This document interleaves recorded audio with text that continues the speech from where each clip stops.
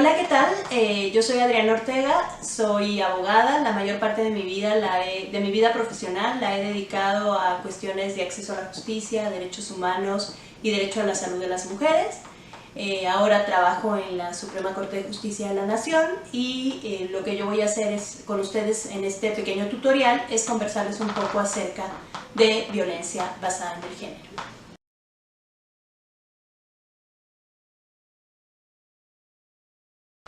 Bueno, vamos a dedicar este tutorial a la violencia basada en el género que sufren las mujeres. Y decimos que es violencia basada en el género porque justo se explica como una consecuencia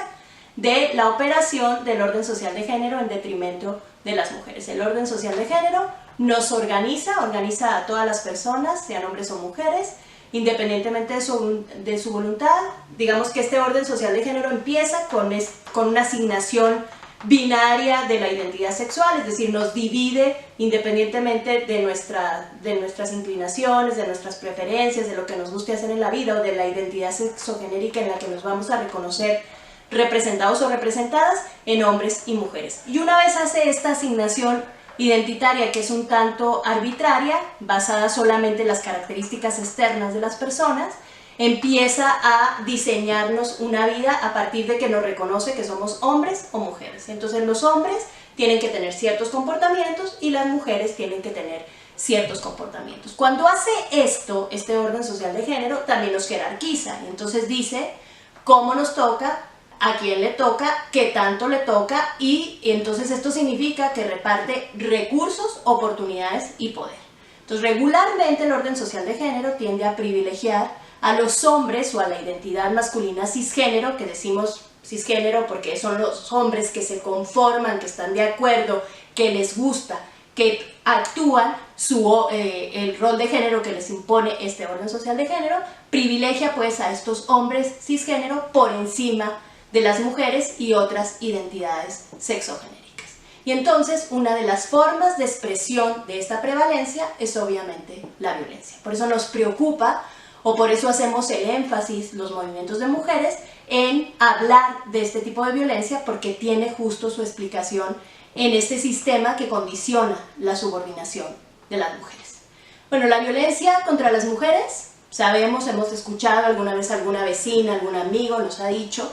que la violencia contra las mujeres está considerada como una violación de derechos humanos. ¿Qué significa que sea una violación de derechos humanos? Pues podría yo decirles en términos muy simples que es un tema de especial preocupación por los estados. Y entonces los estados reconocen que tienen obligaciones en convenciones internacionales, de las que no tenemos tiempo de hablar en este momento, pero reconocen en estas convenciones internacionales que tienen obligaciones específicas para resolver este grave problema. Entonces esto significa que como violación de derechos humanos, la violencia contra las mujeres va a activar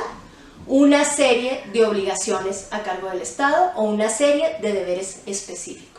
Cuando hablamos de deberes específicos, esos deberes específicos los encontramos fundamentalmente en nuestra Constitución, que es este pacto social en el que todos suscribimos para llevar una convivencia armónica, es como la mamá de todas nuestras leyes, y esa Constitución nos dice que frente a las violaciones de derechos humanos, los estados tienen la obligación de prevenir, investigar, sancionar y reparar. Esto significa, en el ámbito de la violencia contra las mujeres, que los estados tienen que prevenir la violencia contra las mujeres, investigar la violencia contra las mujeres, sancionar la violencia contra las mujeres y reparar la violencia contra las mujeres. Estos deberes específicos tienen un calificativo o como un estándar de vigilancia, es decir, se vigila el incumplimiento de estos deberes específicos con un término que se conoce como la debida diligencia, es decir, que los estados hagan lo que tienen que hacer para cumplir cabalmente y razonablemente con estas obligaciones de prevención, investigación, sanción y reparación. Regularmente se utilizan adverbios para explicar el estándar de la debida diligencia. Se habla de prevención razonable, de investigación exhaustiva, de sanción proporcional y de reparación integral. Cuando nosotros cumplimos con estos aspectos, los estados están cumpliendo con su obligación de debida diligencia.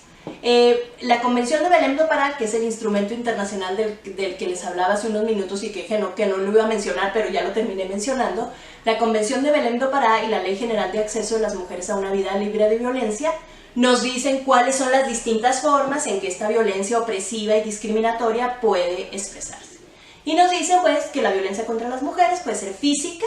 es decir, la que tenga que ver con el cuerpo y las aproximaciones a él, la violencia psicológica, que tiene que ver con todo lo que nos lesiona internamente en términos generales, la violencia económica, que es la que lesiona nuestro bienestar económico en términos como más salariales y monetarios, y la violencia patrimonial, que es la que afecta nuestro patrimonio. Estos instrumentos también nos dicen que y la violencia sexual, que es la violencia que tiene que ver con nuestra corporeidad, nuestra concepción de nuestra propia sexualidad y la disposición de esa corporeidad y de esa sexualidad. Esta violencia se puede expresar en distintos ámbitos de la vida normal de todas las personas. Es decir, la violencia contra las mujeres se puede, obviamente, y lo sabemos, creo que todos hemos escuchado alguna historia así, la violencia contra las mujeres se expresa en el ámbito de las relaciones de pareja, se expresa en el ámbito de la familia, entonces la violencia contra las mujeres se puede, digamos, expresar en ámbitos familiares o de pareja. La violencia contra las mujeres se expresa también en la comunidad, con diferentes formas de maltrato, acoso sexual, etc. Se expresa también por la comunidad. Se expresa también en el ámbito docente, es decir, en el ámbito escolar, donde las mujeres van a los centros de educación, etcétera, y son víctimas de este tipo de violencia. Y la violencia también se expresa en el ámbito de la participación política y se expresa pues en todos los ámbitos de la vida social. La sentencia de Campo Algodonero dejó muy claro, por ejemplo, la sentencia de Campo Algodonero es una resolución internacional que tomó la Corte Interamericana de Derechos Humanos a propósito de los terribles casos, de 3 terribles casos de feminicidios en Ciudad Juárez,